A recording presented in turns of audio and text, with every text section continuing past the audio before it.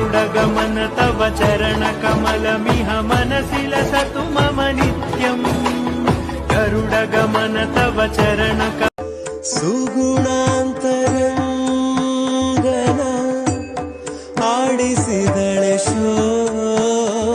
शङ्खचक्रधर दुष्टदैत्यहर सर्वलोकशरणा